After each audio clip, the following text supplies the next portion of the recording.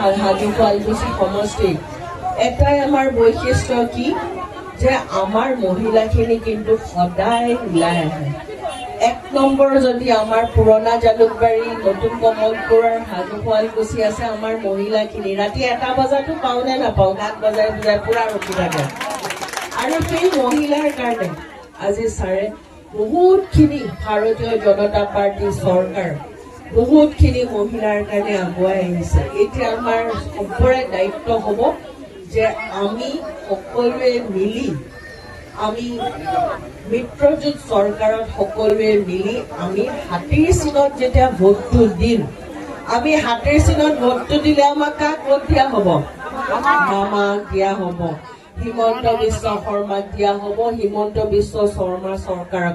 আমি কিন্তু ভুল কৰি পেলাই পদুম ফুল বিচাৰি ফুৰিলে কিন্তু গণ্ডগোল হ'ব। আমি সকলোকে বুজাব লাগিব যে আমি হাতীৰ চিনত আমি ভোটটো দিম, আৰু হাতীৰ চিনত যেতিয়া ভোটটো দিম আমি মামাৰ চৰকাৰ আৰু মামা 2 নম্বৰৰ বাৰে CM হ'ব কাৰণে আমি আগবঢ়াই লৈ যাম, আৰু মামাই আমাৰ কাৰণে আৰু শক্তিশালী হৈ পেলাই আমাৰ কাৰণে কাম কৰিব পাৰিব।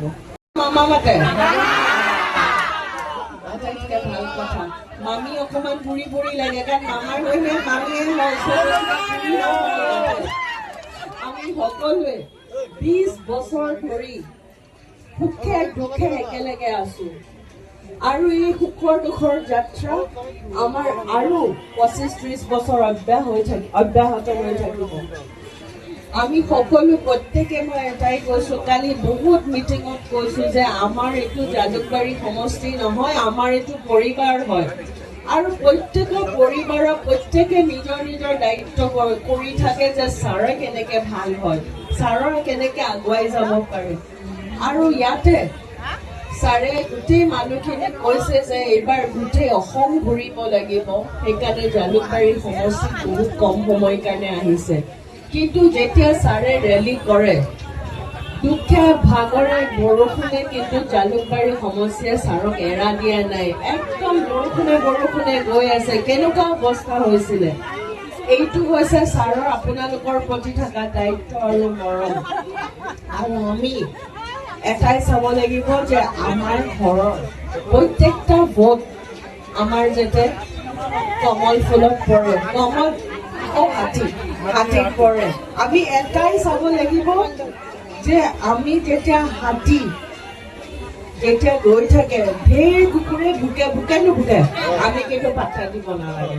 আমি হাতী একদম গপচত আগুৱাই গৈ থাকিব লাগে। আৰু হাতী সদায় হাতী, আৰু হাতীৰ পিনে আমাৰ এটাই চাব লাগিব যে হাতী যেতিয়া যায় 100টা কুকুৰে ভুগি থাকে। ইলেকশ্যনৰ সময় আমি ঢেৰ বস্তু আহিছে, বহুতে গালি দিছে, বহুতে কিবা কিবি কৈছে, বহুতে অভিযোগ লগাইছে, কিন্তু সেই অভিযোগ আমি পাত্তা দিব লাগিব জানো? আমি হিমন্ত বিশ্ব শৰ্মাক আমি শক্তিশালী কৰিলেহে আমাৰ গোটেইখন আমাৰ হাত শক্তিশালী হ'ব।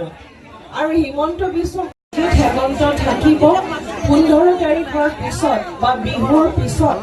প্ৰত্যেকে যাতে যদি কিবা আপোনালোকৰ সমস্যা আছে, কিবা বোলে জনাব লগা আছে, সকলোৱে আহি আগুৱাই লৈ গ'লে তেতিয়া হিমন্ত বিশ্ব শৰ্মাৰ চৰকাৰ আহিলে আমি সকলোৱে কামখিনি আগুৱাই লৈ যাব পাৰিম। আৰু আমি এটা কথাই কৈছো যে আমাৰ যিটো ৰাইট, প্ৰত্যেকে ঘৰৰ মানুহটো গৈছে বুলি আমি ঘৰত বহি পেলাই ভোটটো নিদিয়াকে থাকিম নেকি? প্ৰত্যেকে নিজে নিজৰ ভোটটো দিব লাগিব, কাৰণ আমি নিজৰ ভোটটো দিলে আমি প্ৰত্যেকে হিমন্ত বিশ্ব শৰ্মাই যিটো অসমৰ সপোন দেখিছে, ধুনীয়া অসম এখন, সেইখিনি চবেই কিন্তু আপোনালোকে অংশীদাৰ হ'ব। আৰু আমি গুৱাহাটীৰ মাজমজিয়াত থাকো, আজি 5 বছৰ গুৱাহাটীখন কিমান ধুনীয়া হৈছে দেখিছে নাই? আৰু 100 গুণ ধুনীয়া হ'ব। আমি খালি আমাৰ বিধায়কৰ হাত শক্তিশালী কৰিব লাগিব। বিধায়কৰ হাত যেতিয়া শক্তিশালী হয়, তেতিয়া আমাৰ সপোন, সকলোৰে সপোন আমাৰ সাকাৰ হ'ব। আৰু আমি একেলগে আগবাঢ়ি যাব লাগিব, দাদাৰ হাত শক্তিশালী কৰিব লাগিব, আৰু দাদাক আগুৱাই নিব লাগিব।